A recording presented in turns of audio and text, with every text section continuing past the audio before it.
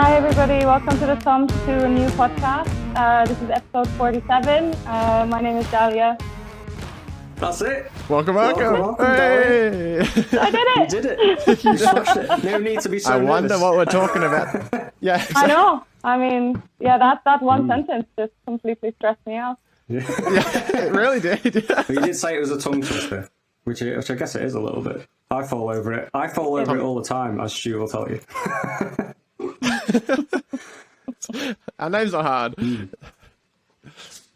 So, what are we talking about today, Dalia? I mean, I can see it on your shirt already, but I figure for anyone that's not watching our YouTube video, do you want to give us a brief introduction as to who you are, how you know us, and what's the important topic that we're going to be discussing for, hopefully not forever, even though it is the biggest conversation we've probably had on this, one of the biggest conversations we've had on this podcast. Very important.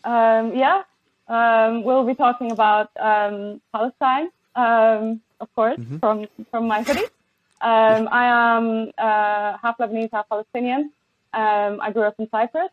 And I just think it's really, really important to just kind of raise awareness and get people to really understand the gravity of what's going on in Palestine on the ground, because it's really something that needs everybody's involvement in order to make a real change and to just put an end to what's been going on now for 73 years. Perfect. Yeah. Thank you so much for joining us, Dalia. And we're going to try and structure this a little bit to provide a bit of context, because I think that's important for the situation. It's important to acknowledge from the outset how sensitive the issues are, and we'll be dealing with it, as delicately as possible. So I suppose you've given us a bit of your background and how you have a real nexus to what's going on there. But I guess we should take it back and look a little bit at the history, which, if in terms of the political history, isn't that old at all. It's like around 100 years. So just want to take us back and kind of set the scene as to what we're going to talk about. For sure. So basically, just to give you a little bit of background of Palestine. Palestine is where I'm from. It was split it was part of the Ottoman Empire. It was part of the Ottoman Empire and went under British mandate. And then eventually UN partition plan was passed in 1948 and kind of created the state of Israel and split the country. Now, just to backtrack a little bit, this all did not come out of nowhere. There is a little bit of history here. And Israel finds its kind of roots in Zionism. This is where it was originally it found its kind of footing. Zionism was just basically a political movement, a kind of settler colonial project with a view to finding a Jewish home. And we're talking, over 100 years ago now. They passed their mandate, and it was the Basel program, and this is where they first set their eye on Palestine as a home for the Jewish people. And at the time, it's important to note, actually, Cyprus was considered, and this is Cypriot. I'm a little bit, there's another place that I'm from, and also a little bit of Egypt was also considered. So it was Palestine was kind of agreed upon at this Zionist Congress, and it kind of gained footing in British politics. There were some Zionist supporters within Britain that kind of encouraged the Zionist movement. As early on as 1915, 2 months after they declared war on the Ottoman Empire, you've got this very colonial memorandum going around in the UK government talking about colonization of Palestine, and there was a kind of you could get the Jewish support for World War I if we kind of pursue this, and there's a lot of politics going on there in the background. And eventually in 1917, you have this infamous Balfour Declaration, which kind of just is a promise on the part of the UK, promising land to create a Jewish home.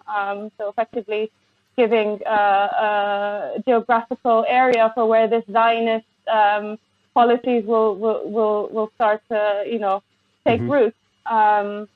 And it's they encouraged the British had a mandate. There was a mandate period where they were custodians of Palestine, and it's important to note actually under this mandate system, the eventuality was the independence of the state. This is what this mandate system was there for, but it kind of immediately contradicts the 1917 Balfour Declaration. So anyway, just to quickly fast forward, you have a lot of population transfer under the British mandate. A lot of Jewish refugees from around the world are moving to Palestine, and there begins to become a very big shift in population, and it begins to cause a lot of unrest in the country, because you have this influx of refugees, and the population is it just kind of caused that unrest. And this is at the point that the UK hands over to the UN, and they say, UN, we've got this, can you solve it? Yeah. And they come up with this 1948 partition plan, which ended up in what we call the Nakba, which is the great catastrophe, which is really the ethnic cleansing of that entire land. You have over 700,000 Palestinians displaced, 450 plus villages burnt. And if you keep in mind, in taking in the times, the atrocities that were not even that wildly publicized. So you can only imagine. We're taking histories and stories of people now, and you're getting the level of atrocities that took place in this ethnic cleansing. It's not just the displacement; it was the murder of the Palestinian people, and they and this Nakba has been ongoing. In 1967, Israel then has there was a war, and Israel then has de facto power over the entire land. And then even then you have more ethnic cleansing, you have more people getting killed, you have more people becoming stateless, you have, and it's been ongoing. So if we look at the situation now, you have the ethnic cleansing, you have the apartheid system, and even one would argue so much more because of the level of weaponry and the might that Israel has amassed since its birth in 1948, and the network of support that it seems to have in the wider world, that really people are now coming to see that actually, this is a world issue. This is something that the world is complicit in by enabling Israel. Absolutely. There's a lot to unpack in what we've just said there. So I'd like to take it back a little bit. And I guess we should start with this distinction between, anti-Zionism and anti-Semitism. Could you explore that a little bit? Because I know that we all personally want to make clear from the outset that anti-Semitism in any form is abhorrent and unacceptable. Yes, of course. That type of racism is not acceptable, but there's a distinction to be made, isn't there, Dalia? And how do we make that between anti-Zionism and anti-Semitism? I mean, yes, I completely agree. There needs to be a complete separation between Zionism and Judaism. Judaism it's not Zionism. It's not Zionism at all. And this is a smokescreen that is used to kind of conflate a religious, something sacred, with something which is a political movement rooted in the ethnic cleansing of a population. There is no religion that advocates for the ethnic cleansing of an entire population.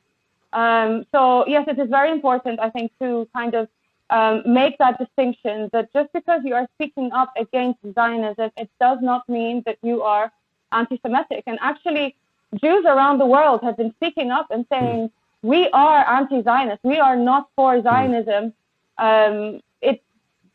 Stop doing things in our name. Absolutely. So it is really important to make that clear that Zionism is apartheid, it's ethnic cleansing, it's supremacy, its foundation is in supremacy, in the supremacy of a specific group of people.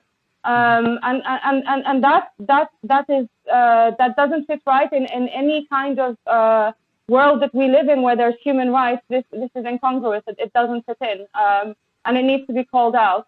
that it's wrong. It's wrong, and it needs to just be dismantled. Absolutely, like the state of Israel itself has prominent Jewish critics like Chomsky, Ilan Pappé, Norman Finkelstein, Bernie Sanders, David Graeber, to name but a few. And as you say, there are Jewish groups that reject Zionism in and of itself because they believe that a state can't be created until the Messiah comes back, and that's the religious element that they have. So it is so important to distinguish between those two things, and Zionism has manifested into what we see in Israel today, and it's important. And I'm just going to direct people to the Human Rights Watch report that came out that has basically determined that the situation in Israel is that of apartheid and persecution against the Palestinian people, and people should read that report certainly.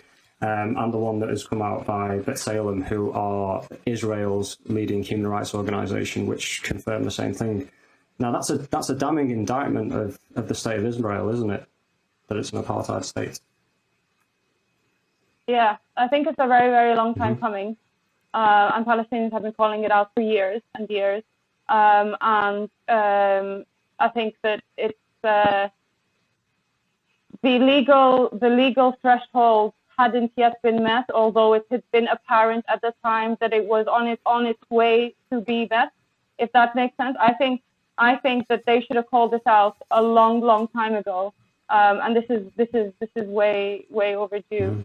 And apartheid is really just the there's a lot more than just apartheid that's going on in Palestine. Also, just to take it back to the British involvement around World War I, because obviously it always seems to be Britain that gets involved with these settler colonial. Yeah, every time, isn't it? And they have a lot to answer for in history. And we talked about, Stu, previously, the importance of history and how that ripples through and still affects on the present day. It is important to know that things such as that you spoke about, like the Balfour Declaration, which was Arthur Balfour, they supported Zionism because they didn't want Jews coming to the UK and things like that. So that they were responsible for things like the 1905 Aliens Act in the UK, which sought to kind of find a place to, put Jewish people or send Jewish people rather than accept them into their own countries. And that could be seen as anti-Semitic itself. So the people who were pro-Zionist were almost anti-Semitic at the same time, which is an interesting observation. And also, I've spoke about the critics of Israel and what they're doing, like Chomsky, Pappé, and the rest. But the people who seem to be pro-Zionist seem to be people like Viktor Orban, Donald Trump, Tommy Robinson, and people of that ilk. And so that, to me, is a huge red flag on where we go with this kind of with this kind of discussion.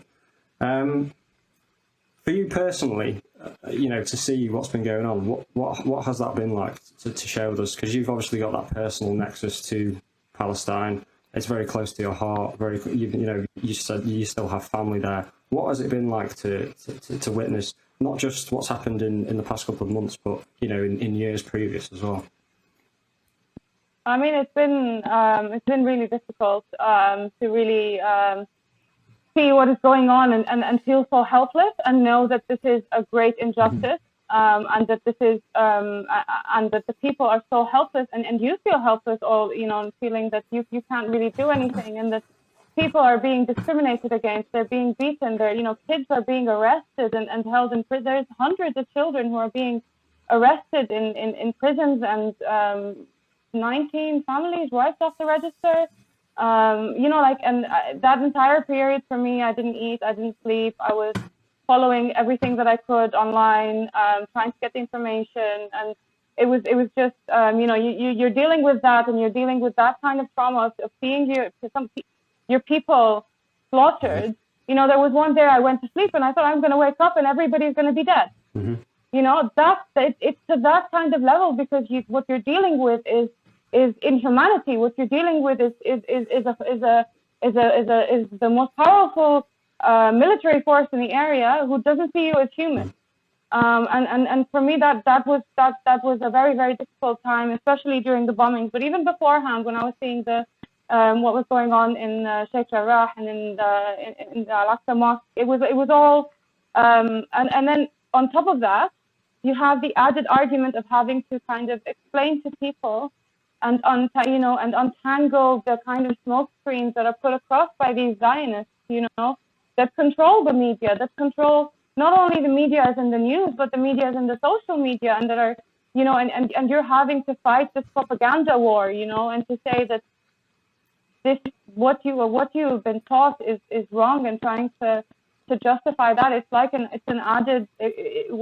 is an added barrier. But I think it is really important to take a step back and kind of explain to people what is going on, and kind of debunk these kind of myths that are just bandied about, and give people a little bit more knowledge so they can kind of read the news and be able to understand the situation. So it's been difficult, but I think it's also been really good to see the popular movements around the world, to see the support for Palestine.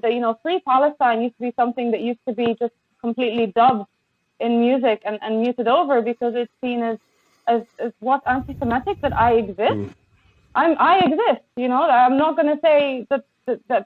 I mean, that in itself is completely inhumane. It's dehumanizing somebody to say that, like, I live in a country that doesn't even recognize my country. I live in the UK. I am Palestinian. Yet the UK government, who I'm pretty sure they did pass something in Parliament to say that they should recognize Palestine, and they've just not done it. And for me, that's a level of, you're taking away my identity and my right to say I'm Palestinian. I'm going to tattoo it and say I am Palestinian, like, it shouldn't get down to that level.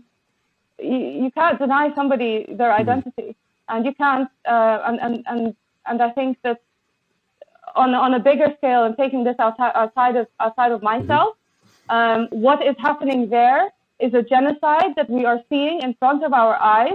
Palestinians are becoming journalists through their phones, and they are shouting as much as they can to alert the world of what is going on, and they've managed to burst through the censorship, and like floodgates, their voice is so strong. And I think that we all have a responsibility to amplify that voice and to actually take an interest, because it is David and Goliath. They are against the most powerful military weapon in the world, military force in the world, and the international community is sitting back and saying, Israel has the right to defend itself. What is this defense? This is not defense. This is oppression that you're enabling.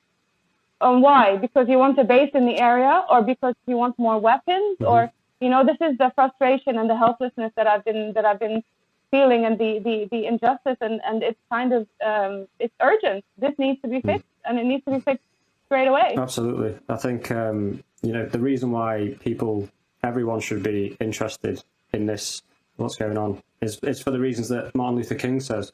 When he said, a threat to justice anywhere. I know an injustice anywhere is a threat to justice everywhere, and that's absolutely the way that we should look at this.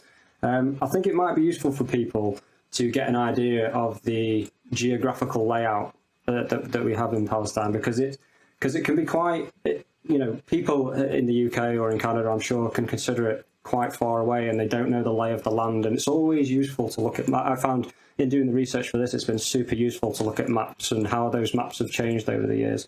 So it might be useful to just go through the lay of the land at the moment, and also how that's changed, if you can.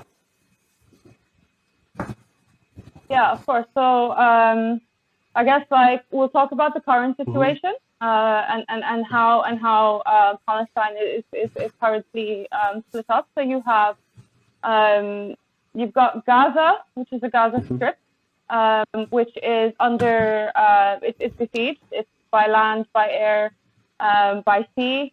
It's completely no freedom of movement. It's made up of 2 million civilians.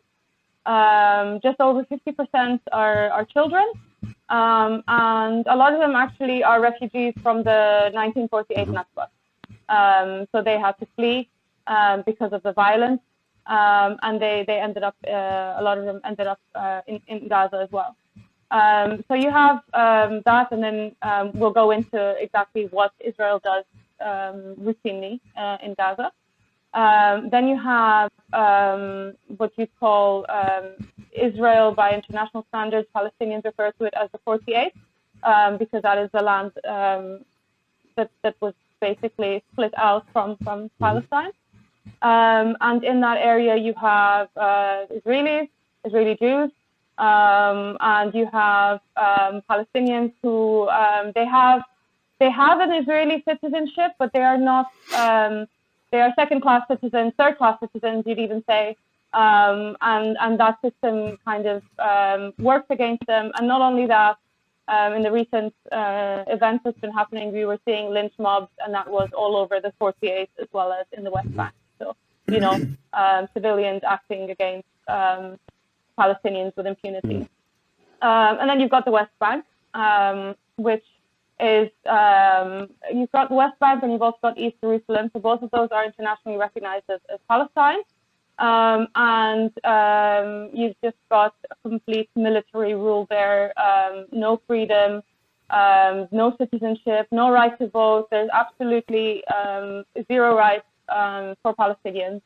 And you have two sets of laws there. You have civil law, which is applying in an occupied land, which is actually not even allowed, but that is applying for the settlers that are there. And then you have military rule for the Palestinians. Just to backtrack a little, in the West Bank, what is going on there is Israel is illegally occupying it, one, and then they are building illegal settlements all over the West Bank and in East Jerusalem. And those settlements are built on Palestinian land, and so the Palestinians are just being kind of kicked out of their lands to make way for these illegal settlements. And so that's the situation you have in West Bank and in East Jerusalem. And it's an apartheid system across the board. You know, you have an apartheid system in the 48, you have an apartheid system in East Jerusalem and in the West Bank, and then you have a complete, the world's largest concentration camp made up of civilians in Gaza. So this is the kind of lay of the land as it is, and you have human rights violations, war crimes happening at various degrees across the entire land. Yeah, important to note as well, an amazing statistic that I heard is that 96% of the water in Gaza is unfit for human consumption, and that comes from this report as well that I alluded to earlier. That is just amazing. Yeah. And then when you see the fact that they are besieged, that they are in fact, it's described as an open-air prison with nowhere to go, so densely populated. As you said then, 50% of the population are children under the age of 18, so I don't know what kind of terrorist threat they pose. But and you've seen with the bombing of journalist offices and things like that. So the destruction of the media in the area, the destruction of COVID, their only COVID center, I believe it was. So I mean, in this recent Gaza assault, and very similar actually to the 2014 assault, they are targeting infrastructure. They are not only and they're targeting civilians, and they are targeting with impunity. They refer to it as, you know, let's mow the lawn. And they just go in there, and so this time they very, very similar to the last time. They hit the power network, they hit the water sanitation area, they hit the only COVID testing center. They killed two key doctors. One was the chief medical in one of the biggest hospitals, and also the COVID liaison, the coordinator, sorry. And then you got the neurologist was also killed. And then apart from that, I mean, you also have the media buildings, the residential towers, the houses, the refugee camps, the schools, like everything that you could imagine is untouchable. They attack, and no warning. You know, the media center, they gave a warning in the media center because it would have gotten such an international backlash that they have to be seen to be giving warning. Warning is not given to the civilians. And they intensified, and I know this because I stayed up every single night. They intensified the attacks at night using bombs that have no sound. There were reports that they used white phosphorus, and they displaced over 70,000 people displaced, 248 killed, and it's still climbing, by the way. They're still, they finally allowed some trucks to go in to help with the removal of the rubble. They are uncovering more bodies, so the death count is climbing. And let me just remind you, 50% children, and their situation was bad from before. It was said 2020 it will be unlivable because they have no electricity, they have no medicine, they have no water, they even bombed this time agricultural land. Yeah, and add to that the fact that I believe there's about 50% unemployment in Gaza, just in terms of economic security and things like that. 50% unemployment. I think that's worse in the younger people as well, and it is completely blockaded as well. And Israel controls completely what goes in and out, even though they're not so there used to be settlements in Gaza, I believe, but they withdrew. Because they were never going to have the demographic majority there. But they still control it externally, and to that effect, they are still the occupying force in that area.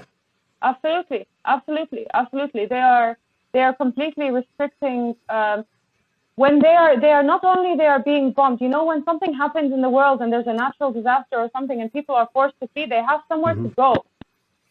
They are enclosed, and then they are being periodically bombed. And the international community still supplies weapons to Israel, still says they have the right to defend themselves. The US blocked the UN eventually came out and condemned what was going on. The US blocked it 3 times before the UN could do anything because they have a veto power. That's the power of the United States as well, and that's maybe something that we'd come on to, because if the United States were to be put under enough pressure by civil disobedience and things like that from their own population, then Israel could quickly become a pariah state without the support of the US. And it's the support of the US that kind of keeps Israel going in a way. So that's why, just quickly, civil disobedience is so important. Put pressure on your governments to withdraw that kind of support for what is now being described as an apartheid regime. Yeah, absolutely. So what kind of things, this latest round of bombing and things that we've seen in Gaza, what set that off? Was it the increased settlements or evictions in Sheikh Jarrah and things like that in the West Bank? I mean, so the Palestinians have been resisting and have continued to resist the ethnic cleansing and the apartheid and this occupying force. They've always been resisting, and I think this time it kind of gains momentum in Sheikh Jarrah, which is a neighborhood in East Jerusalem, and it's the way that actually I ended up hearing from it was from the explosion, so to speak, came from social media. It didn't come from BBC. It didn't come from these major news outlets that you come to rely on. These things came to me from social media, and seeing these journalists / Palestinian civilians, reporting on the ground what is happening to them. And demonstrations were being held all around East Jerusalem to kind of demonstrate against ethnic cleansing, stop stealing our land, stop, building these illegal settlements and restricting our movement, and the apartheid that they're living. It's not even apartheid. It's like a military kind of apartheid, if you get what I mean. And these were violently dealt with. They used skunk water, the IDF used skunk water. What you call rubber bullets, I just want to clarify, is steel bullets that are just wrapped in rubber, but they are big steel bullets that are capable of killing someone. And stun grenades and tear gas and all sorts of things. And then in the month of Ramadan, which is the holiest month, they closed off the Damascus Gate. They closed off access to the Al-Aqsa Mosque. And then during Ramadan, they started to attack worshippers at Al-Aqsa Mosque. And there was one day they actually attacked 300 people who had to run for shelter in the mosque, and they were being attacked in the third holiest site in Islam. In the holiest month, they are being attacked. And then you had the lynch mobs. You had lynch mobs, and you know, these words from history started jumping right out at me from the history book. A word like pogrom, something I only learned in my history lessons, was being used in terms of Palestinians being killed. You had these mobs going around marking the doors and coming back, and the military is supporting that. The military was standing there and helping them do this. So it was just complete anarchy. You know, if you're a Palestinian, you're in really grave danger. That's something you know? that's something that you hear from former IDF soldiers and, you know, former Israeli military soldiers that speak out about what they used to have to do. So their mission is to terrorize. Their mission is to terrorize, to silence, to just kind of like just stamp out the Palestinians. They don't want to have any Palestinians there. That is very apparent from, you know, a lot of the rhetoric that comes out from the politicians, from the Zionists, you know. So it's so all of that was happening, and Hamas gave a warning to Israel and said, stop attacking Palestinians. You know, we will resist. We cannot just sit here and watch you kill our people, injure our people, arbitrarily arrest our people, lynch our people, whatever you name it, they did it. And they didn't, and then that's when Hamas sent some rockets, and of course we all know Israel has this Iron Dome defense system that can just deflect a lot of those rockets, which are very crudely made rockets, might I add, because you know, they don't have the precision and the level of destruction that Israeli military has. And that then gave Israel the excuse to go in and do their every couple of years, let's mow the lawn, and you know, we have a great thing, we're going to try and frame it, and we're going to say Hamas did this. And this is actually how it was reflected in the media. Which added to my frustration, because I'm thinking, I am seeing this live. I saw the lynch mobs last night. Where is that? You know, or and then we have the announcement of the ceasefire. So the ceasefire just means literally the day after they announced the ceasefire, they stormed Al-Aqsa Mosque straight away, and if you take a step back and you think, well, what actually kicked this off? What kicked this off is the Al-Aqsa Mosque attack, is the ethnic cleansing, is this, and all of a sudden everybody's celebrating the ceasefire. Yes, fantastic. I was happy that the ceasefire and they stopped bombing Gaza, but that just means you're taking it back to what it was before. And the fact that there has still been violence after the ceasefire goes to show you that they just went straight back to what they were doing, which what actually is the thing that set off Palestinians rising up in the first place. So you're just basically going back to what it was before. And not only that, they announced Operation Law and Order afterwards, which is a mission to go and arrest 1,500 Palestinians so that they can account for the unrest and for whatever is going on.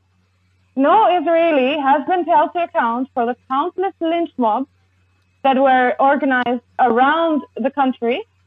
All of the military who are regularly assaulting and breaking the law time and time again have not been held to account, yet Palestinians, and it's not only adults, it is children that have been, because the Israelis use children as a weapon.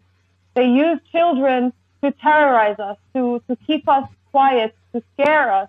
And Operation Law and Order and this arbitrary arrest of Palestinians, it's nothing new, you know. The only reason that they announced it this time, you know, two reasons they could have announced it is to reassure them, the Israelis, that something is being done, and to also scare the Palestinians into silence.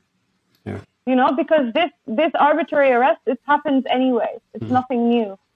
So it's just, yeah, the ceasefire is not the end. It's actually it's not even the beginning. It's just this Zionist state that is rooted in racism and supremacy and colonialist attitude. This is my land and nobody was here before me. That needs to be dismantled, and that needs to be dismantled at its roots. Stop educating your population the wrong things. You're feeding them this propaganda that is it's lies. It's complete lies. Yeah, that's something that the report I mentioned does say as well, that the land is kind of being held for Jewish supremacy in a way, and Palestinians are second-class citizens that don't have rights. There's the intent to the conditions for apartheid are the intent to maintain domination, the systemic oppression, and the inhumane acts, all of which we've heard today. Netanyahu has also said that they've agreed to unilaterally annex more of the West Bank. So he has intentions, or had, don't know if he's still a leader at this moment in time, but he had intentions to extend sovereignty further into the West Bank. And B'Tselem, who are the human rights group in Israel, have said that land grabs for settlements and the infrastructure that primarily serve settlers effectively concentrate Palestinians in the West Bank, according to B'Tselem, in 165 non-contiguous territorial islands. So even the Palestinian life in the West Bank is not connected. It's broken up by settler, roads. I believe that they're building roads for settlers so that you can live in the West Bank and commute to Tel Aviv without even seeing a Palestinian. So this is a state. It's a political issue, as we've been saying, because I think that a lot of Jewish people in Israel are kind of like divorced from it. I believe a journalist said, I can't remember his name for the life of me, but he said that it's almost as though it's something far away that we don't see on a day-to-day basis. I live, a very nice life because, if you are Jewish in Israel, it is he said, dare I say, a democracy, and it's nice to live here and stuff like that. But the atrocities and the apartheid just seem so far away. I would even go so far as to say that it's not a democracy. There is no democracy that favors one group of people over another just based on a religion. They are oppressing and suppressing and keeping. If you're in West Bank, you can't go to Jerusalem. If you're in Gaza, you can't go anywhere. There's people who've not been. I have never been to Palestine as a Palestinian, But even in the country itself, they can't move around. These checkpoints, over 500 checkpoints in the West Bank that are opened and closed arbitrarily. There's a really good documentary on Netflix called The Present.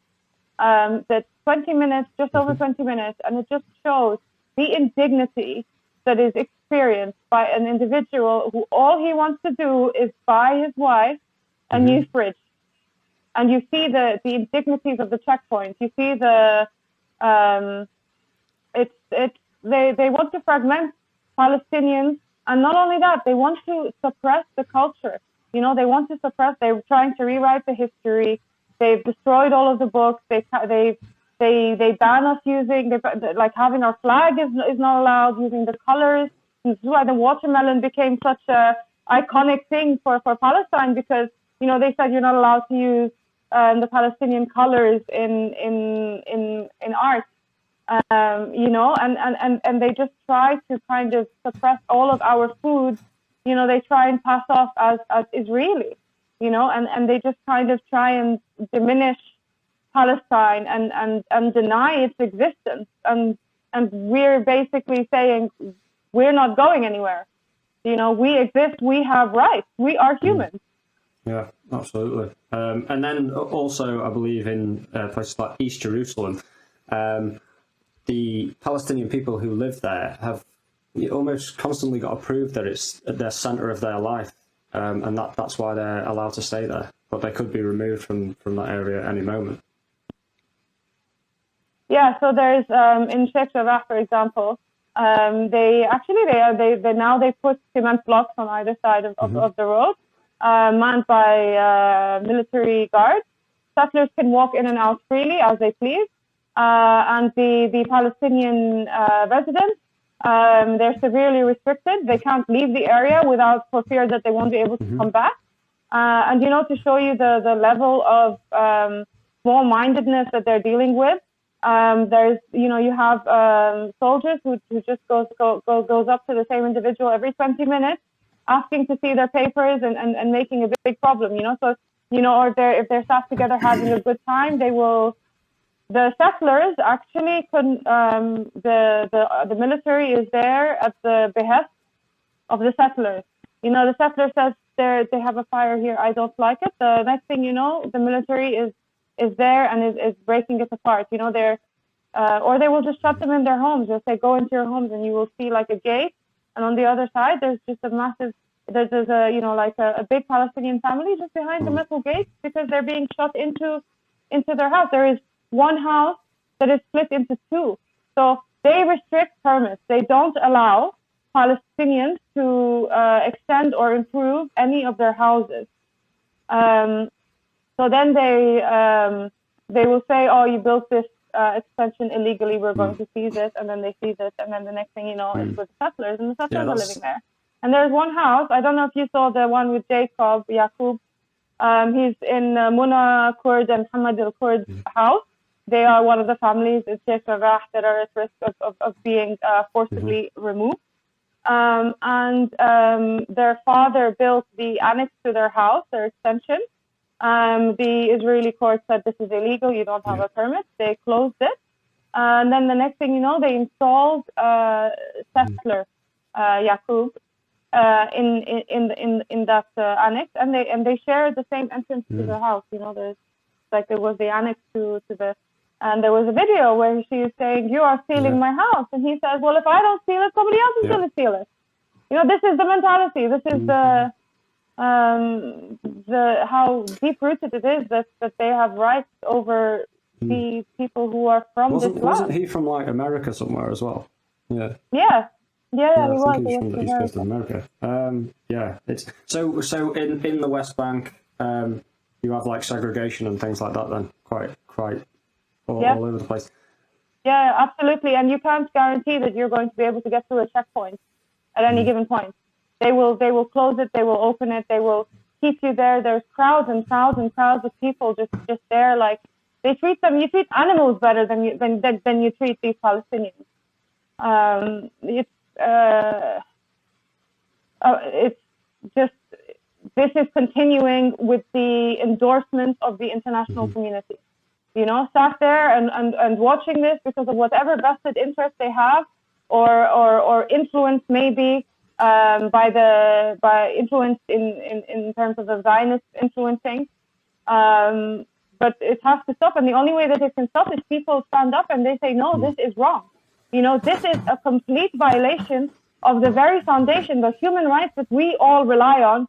This is a complete violation, and not only is it being violated, we are allowing it, we are perpetuating it, and we are giving money for this. And it's like, well, if you want to, if I'm sitting here and I'm thinking, I have human rights, I have rights in this country, I have rights, and these rights that I am relying on can be taken away from me so easily. At what point will we stand up and we will say, no, these are sacred rights that need to be respected? If today you are allowing this, what's to say tomorrow you won't have some kind of characteristic that will all of a sudden make you subject to not having any rights? Yeah. So it's kind of like it's a very slippery slope. And whilst our governments aren't standing up and doing what is right, us as people, we have the power to be able to hold our governments accountable and to say that we don't stand for this. This is not a complicated problem. This is not a both sides thing, and this is not self-defense. This is wrong. This is a settler colonial project that we are funding, and we are providing the weapons, and we are providing the validation. As long as Israel isn't sanctioned, they will feel like they can do whatever they want. Yeah, that's a big problem. I think like a lot of people are probably listening to this right now and wondering, how is this possible? If Palestine is a recognized state. How is it possible that Israel has such a complete dominance over Palestine? And that is the crux of the issue, is that despite the fact that Palestine is recognized as a state by almost all of the member states of the United Nations, despite all of that, despite being recognized around the world, Palestine is not a legal, individual, separate state on its own. Israel has civil and military control over basically the entire of what is recognized geographically as Palestine. And, you know, they've given you the smallest amount of administration action to allow you. But as you say, and your lived experience and that of your family and friends, that's not happening. Segregation is real. And I guess until there is a Palestine state, and as long as Israelis continue to administer and occupy a land that is owned by people that it treats differently, that is a form of apartheid. Like that is the definition of apartheid as defined by the United Nations. When you treat a people different to those that are also within its land. So the fact that you're treating Jewish Israelis completely differently from the way that you're treating Palestinians within Israel, that is apartheid. That is the issue right now. And as you say, people need to stand up, and the Palestinian government isn't doing that. They aren't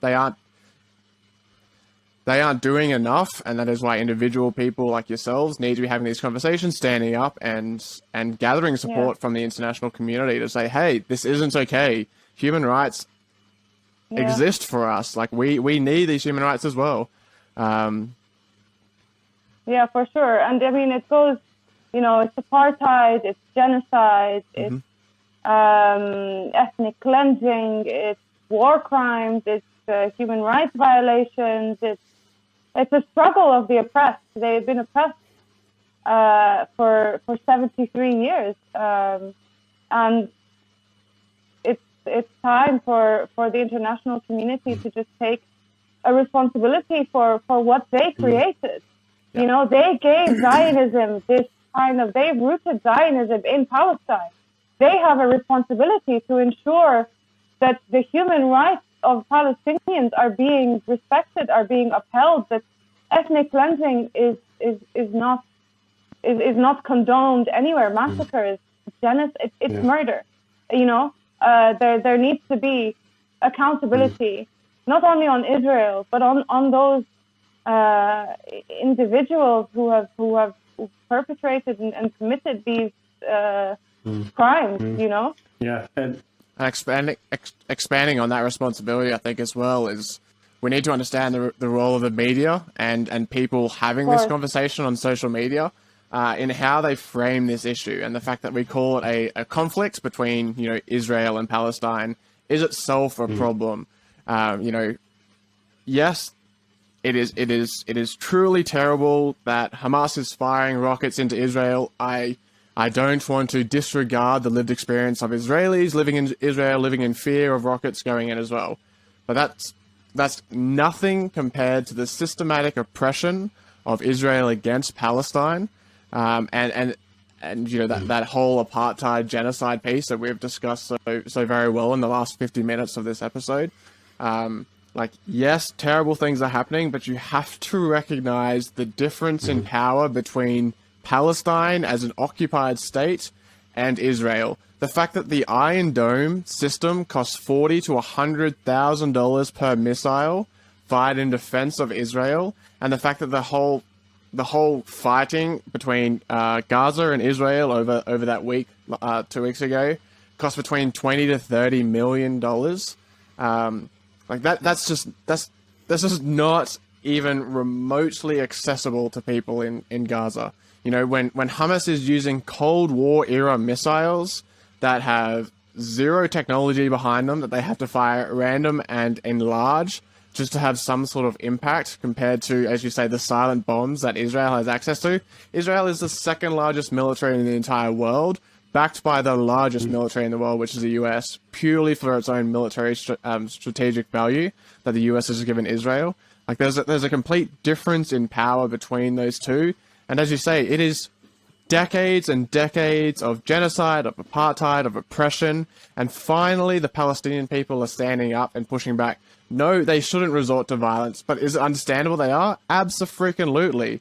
But you can't call it an equal level conflict when Israel has access to an enormous amount of money, an enormous amount of technology and warfare, and they are targeting a civilian population with 50% of children. That is completely different to random missiles being fired. Yeah, absolutely. Yeah, just on really quickly on that point, I would say, the oppressed always have the right to resist oppression at all, and this is basically what the Palestinians are doing.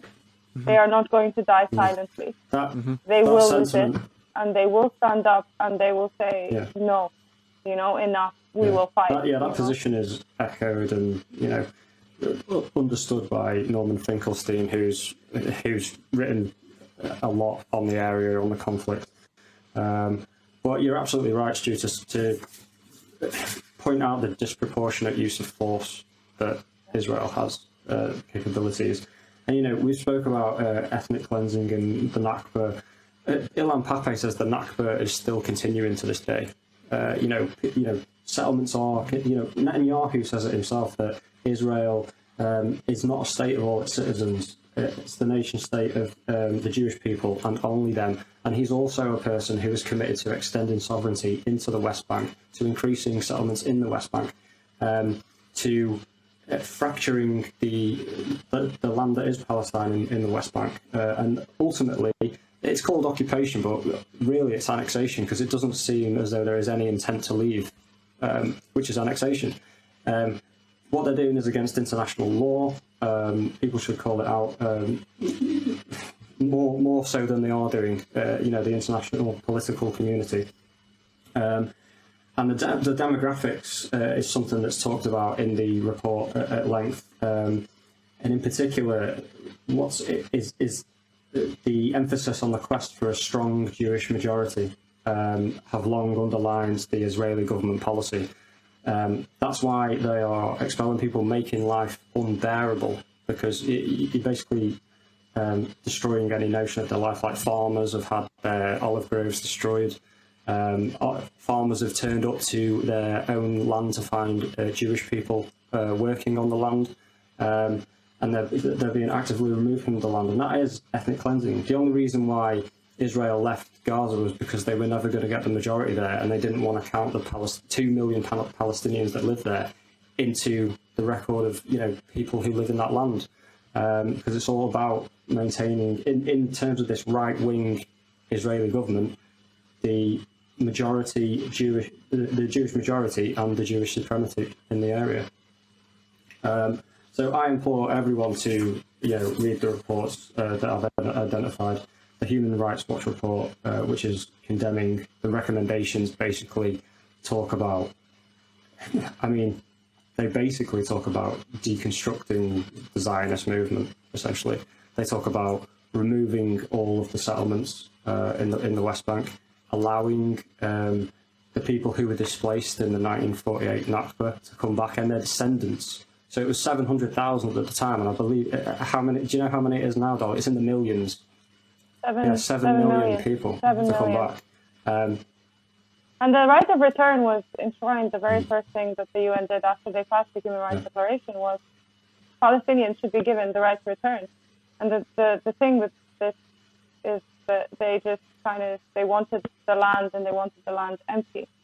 And that's what they continue to strive for, is a Jewish homeland without. And there's this, I've heard some rhetoric online and on Twitter and on Instagram and on interviews where they've interviewed Jewish Israelis. Let's just call them Israeli citizens in the 48, and they just have no regard for Palestine and Palestinian identity. They say, they have Jordan and they have Syria and they have Lebanon. They have so many countries. They call Palestinians Arabs. They don't call Palestinians Palestinians. And they say, Arabs have so many countries. Arab is just a description to say that somebody speaks a language. It doesn't make, that's not an identity. So yeah, it's very much rooted in Palestinian identity being completely wiped out and erased. We spoke earlier about, during the Ottoman Empire, how, people who were of the Muslim faith, Jewish people, Christians, all lived together, and then Britain got involved and screwed all that up. So do you foresee, because people have often talked about a two-state solution, but most of the commentary that I see nowadays is like the two-state solution is gone, kind of thing. That's most of it. It's dead. Yeah. It's dead. It was never a solution. It was a smokescreen. It was something to basically, in exchange for the two-state solution, which was agreed in principle in the Oslo the Oslo Accords, which actually was a massive failure for the Palestinians. They accepted 1967 borders, which was 22% of their land. And on principle, the Israelis, they signed up to it, they agreed to it. But why?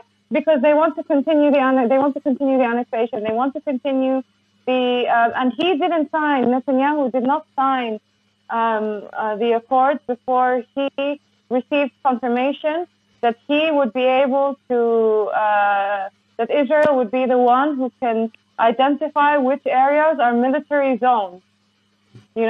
So in having this letter, because there was a conversation with Netanyahu that was leaked, he was saying that to define what's a military zone. I can say, all of the whole area is a military zone, and then we can have, the settlers, the settlements going that way. So it was always something that they wanted to kind of.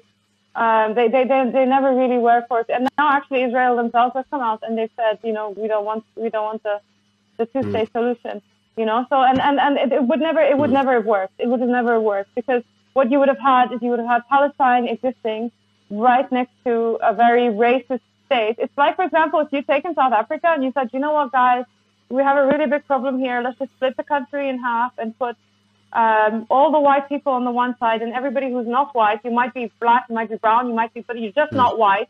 So you're just not of that supreme class. We'll give you another country and we'll say, that's the two-state solution, guys. Here's our answer. That is not the answer.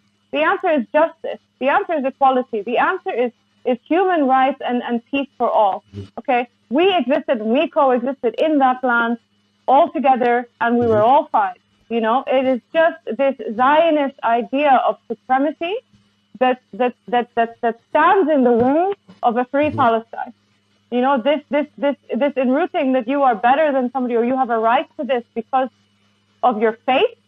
The second you use faith to infringe on somebody else's human rights, that's where we have a problem. You can believe whatever you want to believe, and I'm all for it, for freedom of religion, for freedom of all of this stuff, but you do not infringe on somebody else's rights to the detriment just because it's in your belief, it's in your belief system, and I have a right to believe this. Yeah. With the second that belief translates to action, we have a problem. Yeah, for sure. Yeah. And I think now's a good time to just to briefly touch on again the difference between being critical of Israel and its specific policies being implemented by the Israeli government, and also being anti-Semitic, because I think it provides a little bit of context to then going into what the solutions are, I guess, that we're going to propose and we want to discuss with you, and it segues so nicely because that two-state solution doesn't work for exactly why you described. And a big part of the pushback against the pro-Palestinian movement right now is by Jews who feel attacked by this movement around the world. And some of it is probably got a fair basis in the fact that a lot of people, most likely in Western countries, for example, have jumped on board without fully understanding the situation. And so they don't see a difference between Judaism and Israel.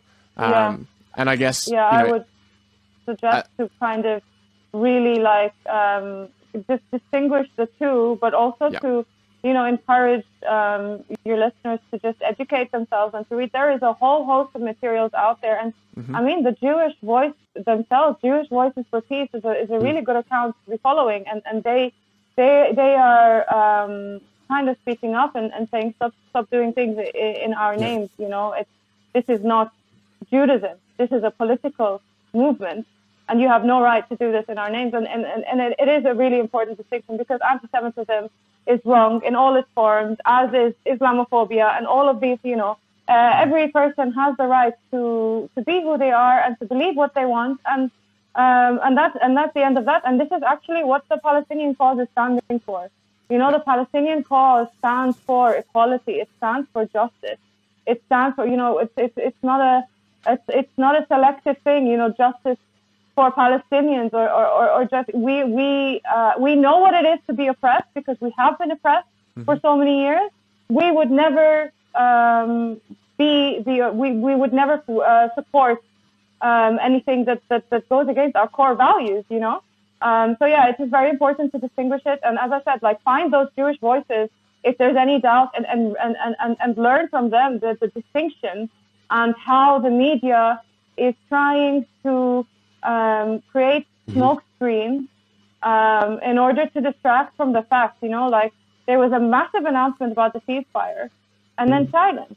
So they are happy to go back to the status quo. Absolutely. You know, and there's a lot of there's a lot of material out there, but to make that distinction, I think is very fair. Not just the media, British politicians as well equated anti-Zionism to anti-Semitism and didn't make the distinction. I mean, Corbyn got kicked out. Why? Because, you know, he was pro-Palestinian, and the web and the whole kind of Zionist web kind of came together to oust him as you know, being anti-Semitic, and that's totally not true, and that's one of the weapons that Zionists use, and I think that it's becoming really much more important for people to practice media literacy and be able to understand exactly what they're reading, what the sources are, and find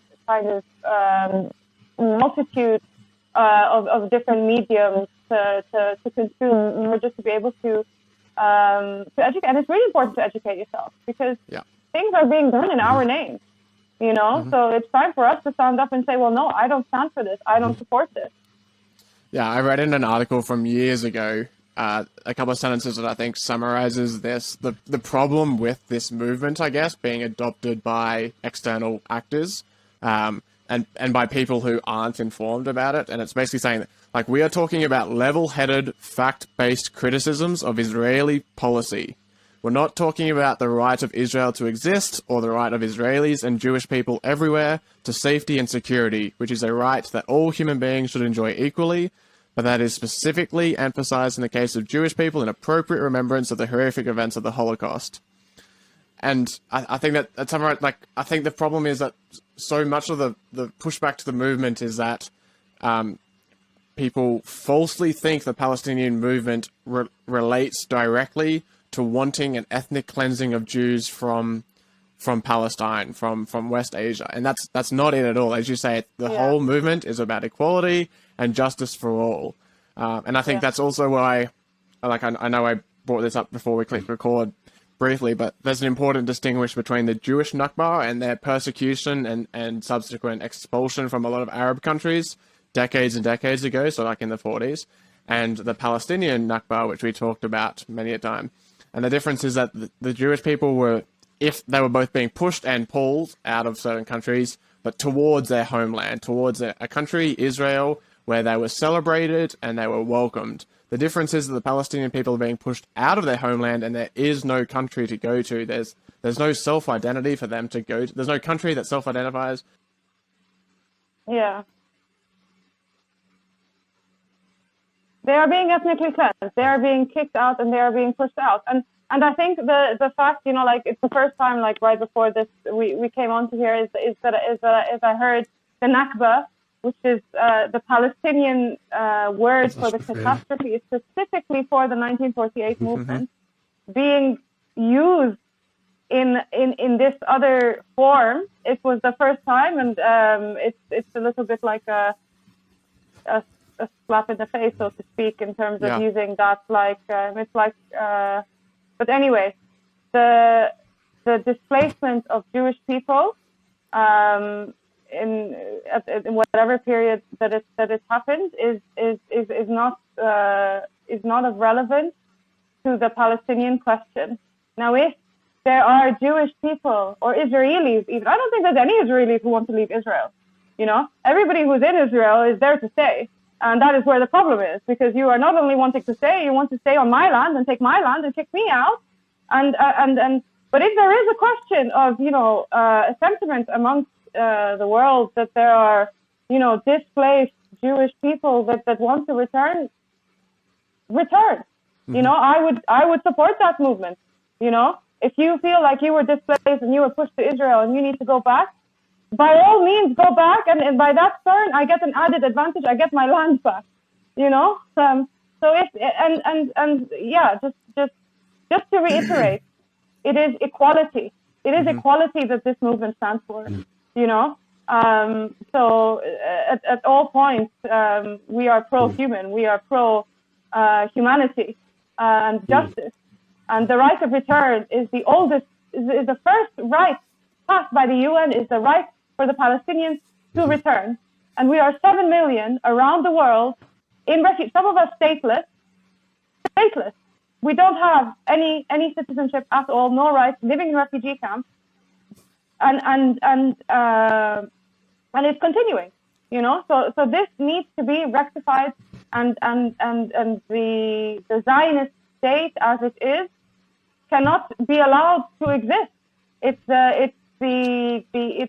goes against every single humanitarian, human rights, moral, ethic, everything. It goes against it. And this is what Palestinians have been fighting for 73 years, and I think now it's time for all of us to just put a stop to it. There's factories in the UK that is producing these weapons. 2 of the weapons that were used in Gaza Elbit Systems, right? were produced in the UK. Elbit Systems. It's in the UK. They have factories all around the UK where they are creating these drones and these weapons to then go and kill. Yeah. We have blood on our hands by the politicians who are signing these agreements. They have blood on their hands. We need to hold them to account and to not sidestep this and say Israel has the right to defend itself, or smoke screen it, or change the subject, or make it look like there's a ceasefire and let's celebrate. No. You right the wrong that you are not only started, but you perpetuate. How much, just on that note with Elbit Systems and things like that, how much have you been buoyed by the civil disobedience and the acts of solidarity? I mean, it's been really good. It's been really, really, really great to see. And I've been to demonstrations. Any demonstration that I can get to, I'm there. I am demonstrating. It's really important to use our voices. Use our voices online, but also be there in our bodies. And I remember the first demonstration I went to, it was very uplifting for me to see so many people, because you feel isolated when you're online and you're seeing all of these things happening and you feel like you can't do anything. Going out and showing that solidarity, like for me personally, the first one that I went to, I had tears in my eyes when I heard the chant from the river to the sea. It was the first time I ever heard that kind of phrase being said. And it was very emotional, and it was very uplifting to see something that's so, you grow up knowing this injustice and just kind of accepting that this is the way of the world. The world is unfair, and this is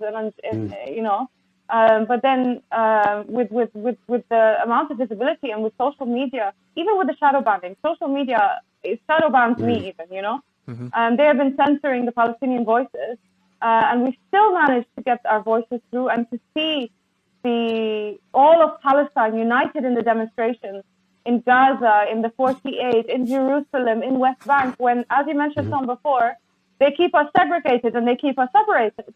And to see this movement across the entire country to say, no, we have had enough, and to see it echoed in places in America where you would have never seen it before, like Washington, like New York, like Kansas, places that you would have never seen these kinds of demonstrations and people coming out. And you can see actually the backlash that some of these celebrities are getting for standing up and, saying profiles. So you can see the depth of where this Zionism is trying to influence and infiltrate. And still we stand up and still we say, no, we are here, we have rights, and enough is enough. Enough is enough. And Pal Action, actually, my hat's off to them. They're the ones that are occupying.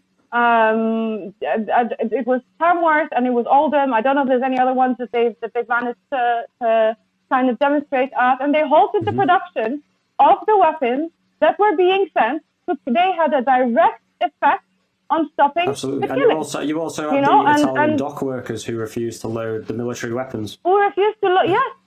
Yeah. And this kind of solidarity, this kind of thing that actually, you know, the world works on the backs of the many little people, you know, and we are the ones who are saying, no, enough is enough. We don't, and I say, don't stop at Palestine. You know, it's all of the injustices that is happening all across the world. You know, we have a responsibility for the people who are in a place of privilege, who have a voice, who have the education, who have the ability to speak up and to make a difference. I say, use that voice, make a difference in any way that you can. You know, like it's so important to the foundation of what kind of world do we want to live in? Is it selective rights or is it universal rights? Yeah, absolutely. And you see, just before we get onto, I guess, how people can show more and show learn more and show solidarity with the Palestinian people, I have one final question, big question, I guess, for you. I know you can't speak for all of the Palestinian people, but I'm just curious to get your personal opinion on this. Do you think there can be an Israel without Zionism, or is it just so far embedded politically and culturally that there just is no way for Israel to exist in the current state that it is? I think Israel was born out of Zionism. It was born out of the ethnic displacement of the Palestinians, of not only that, the massacre and the genocide and all of these things. And it's perpetuated not only in that original act, but in everyday life, in civil society, in wherever you look. If you look in education, if you look in media, if you look in military, if you look everywhere, there is this, it's embedded, you know, this Zionistic approach.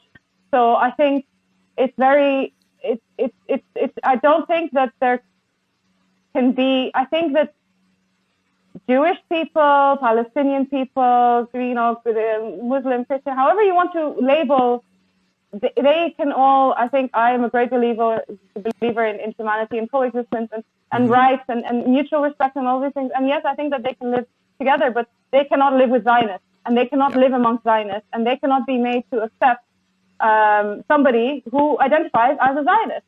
And for me, the Israel is equaling with Zionists because of that is the foundation of where it started. It started with a political Zionist movement that gave birth to Israel, which gave birth to the 73 years long of suffering.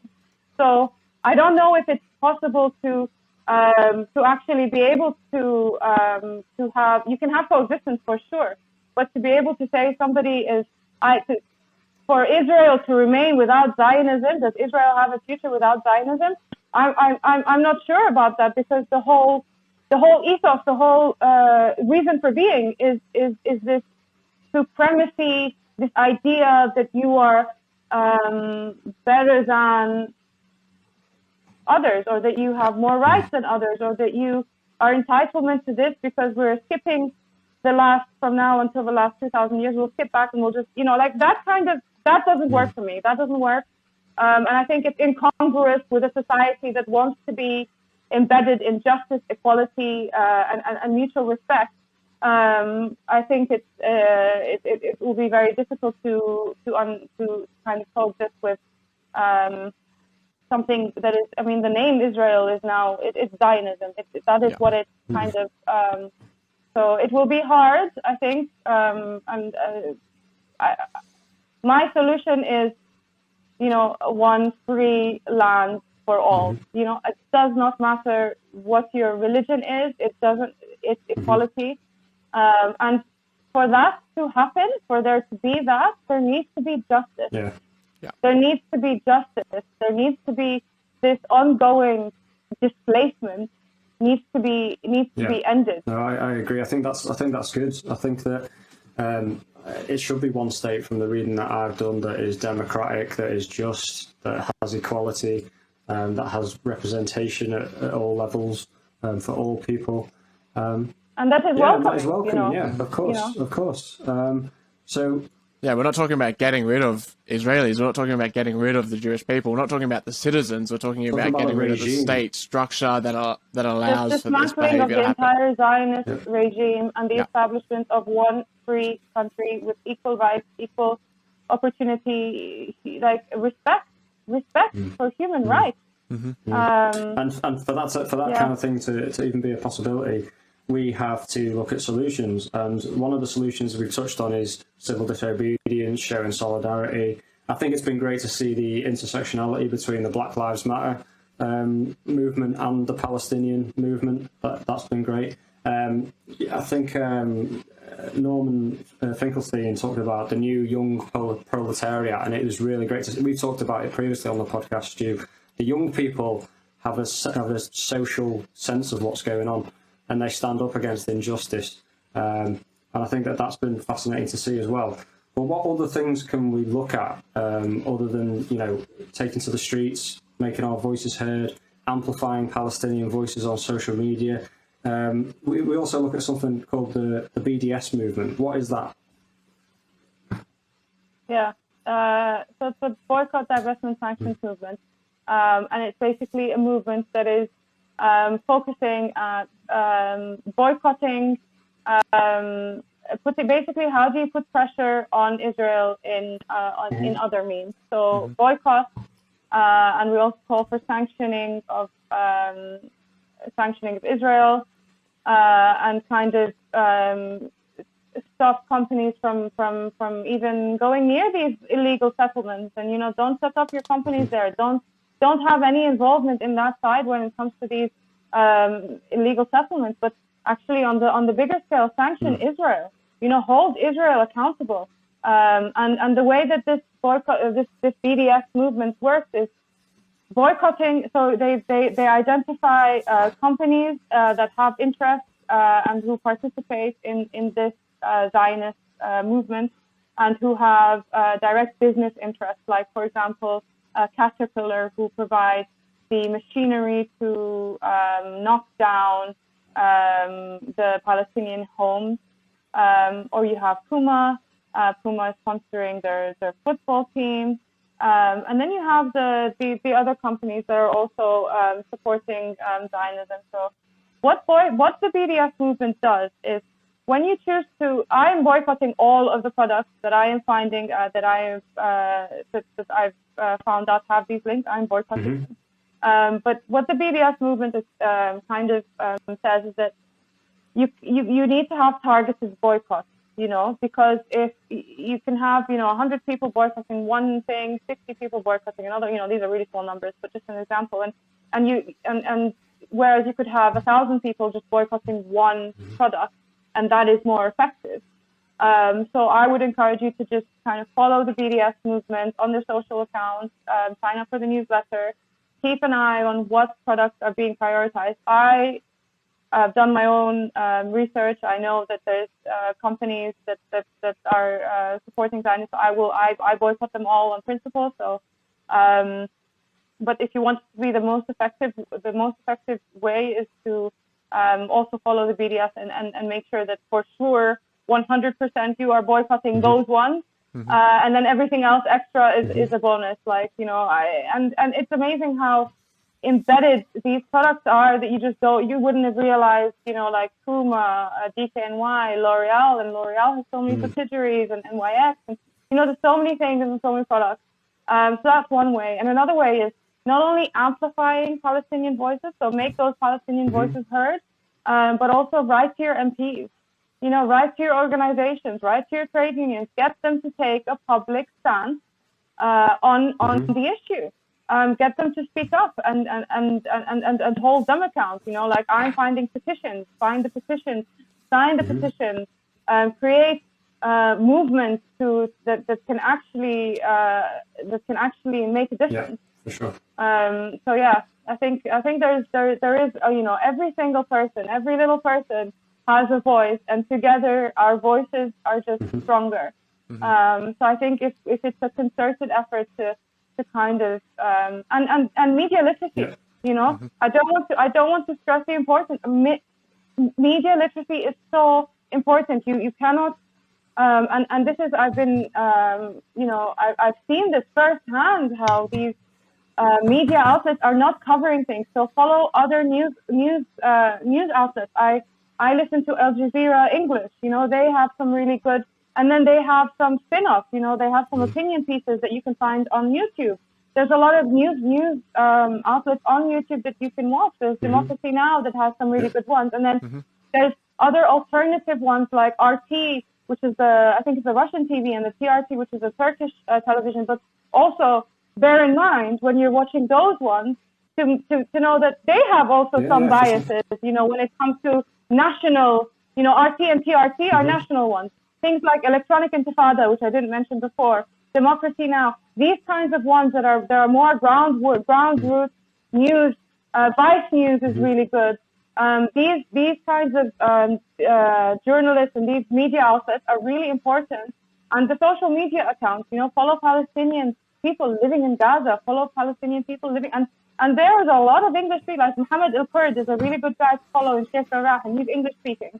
So he a lot of his stuff are in English. His sister Muna Al-Kurd is really good, but she's in Arabic. So if there's any Arabic listeners, you know, she's a really good one to also follow and kind of build that social network up where you can get information and like this has opened up, for example, my eyes for the suffering across the world, you know, because I'm starting to follow accounts like what radicalized you or other kind of accounts that bring to light other things that we should know about, like what happened in Canada and them unearthing the mass grave of children. That is something that really, you know, what is happening in China with they have now reached they've killed more than 6 million people in China. They've passed you know, that number. You know, so like all of these things, you will get them if you open your eyes and you start reading things and listening to the right news channels and being attention, because as a citizen of this world, we all have a responsibility to make sure that, you know, we can't close our eyes and be willfully blind. You know, willful ignorance is not acceptable in a way of like in a world where we have so much media. You know, we have we're lucky that we have this much information. Let's use it to make a difference for the future. You know, to have a world where we're actually everybody's rights across the world are respected and our governments are finally representative of our views. Small plug for us. We've, if you want to learn more about the importance of media literacy, we have done an episode on that in the past. And of course, we will have all of Dalia's amazing suggestions she just mentioned in the show notes to this episode and in the description on YouTube and also on our website, just for some further resources for you to do some exploring and to learn more about the different issues that Dalia has raised in this episode.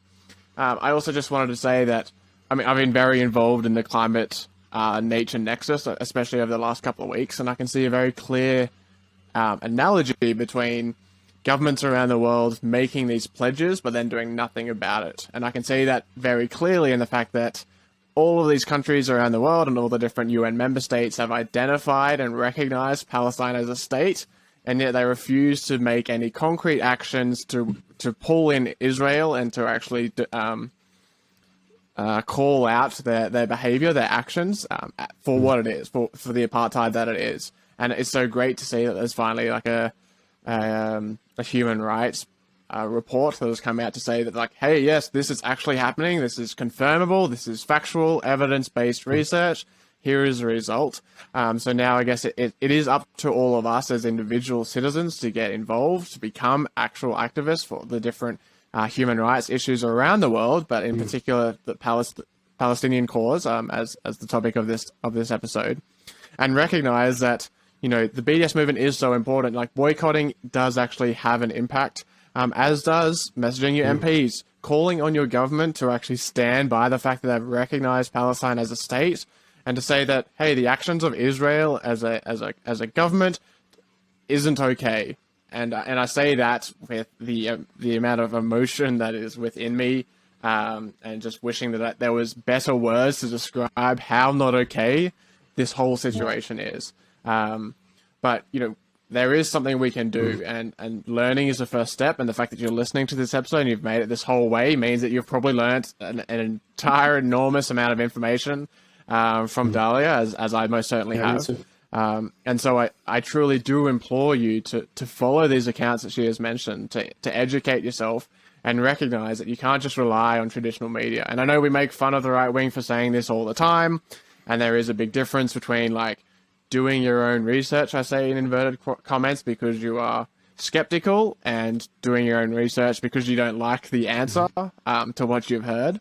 But this is one of those cases where it is so important to recognize the biases inherent within these different sources and to spread out your information gathering sources so that over time you'll begin to recognize the biases within them, and you'll be able to actually filter through the information more efficiently and more effectively and come to a proper conclusion, which is the fact that Israel is doing terrible things to the Palestinian people, and we need to be fully behind this cause. Not behind the cause of ethnically cleansing Jews and Israeli citizens from the land, but supporting the Palestinian cause of justice first and foremost, a free Palestine with equality for all. Yeah, I'd just like to echo those things. It's so important. We speak constantly on this podcast about breaking echo chambers and reading widely across the spectrum and thinking critically to come to your own conclusions. We've spoken about, adult education, how it mustn't stop, when we come out of school or university or wherever our last connection with an institution was. We need to realise that things like the climate crisis that you brought up, what's happened in Palestine, everything, capitalism is all linked. It is all linked together, and there's intersectionality with those things to create a broad political movement that is going to be of the working class and the poor of the world. Follow all those accounts, read the reports from B'Tselem and Human Rights Watch, because they are eye-opening, to say the least, damning of Israel. And yeah, I'd just like to say thank you to Dalia for taking the time to come on today and enlighten us and talk us through what's gone on. I think you did that very well. It's such a sensitive topic, I know, for you and your family. I remember, working together in the law firm and living in the same city. You were always someone with a great ability to engage with everyone and a great ability to bring people together and things like that. And I know it can often seem like an uphill struggle, but keep doing what you're doing and keep championing the Palestinian plight. And there are a lot of people with you. And we are then. Perfect. Thank you so much. And thank you so much for having me on here. It really means a lot to be able to just get the message out there and just get people opening their eyes and looking at what's going on. So no worries. Where can people find you on social media talking about this kind of thing?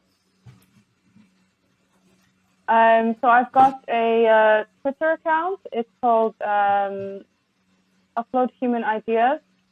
So just give me a follow on there. I'm going to be creating an Instagram account, but it's not up and running just yet. So Twitter is probably the best place to find me. Wonderful. And I imagine if you're at this time of the episode, you know what's coming. But if you have any comments, suggestions, thoughts, queries, you want to learn more, you want to get in touch with Dalia, please do follow us at TomStewandYou on Instagram, Facebook, and Twitter. You're also welcome to send us an email, hi@tomstewandyu.com. We want to be very approachable about this topic and, of course, about all the topics that we discussed in this program. And so if you want to have a further discussion, please do get in touch with us. We love to break down your echo chambers. We hope this is something that perhaps you had heard about, but you didn't quite understand. You didn't really know what was going on. Hopefully we provided a somewhat balanced view as much as possible in something that has been so misrepresented in the media. And hopefully we came to some sort of conclusion that you can also support. And hopefully some of our suggestions are things that you also come to as well. But we understand not everyone's going to have the same opinion.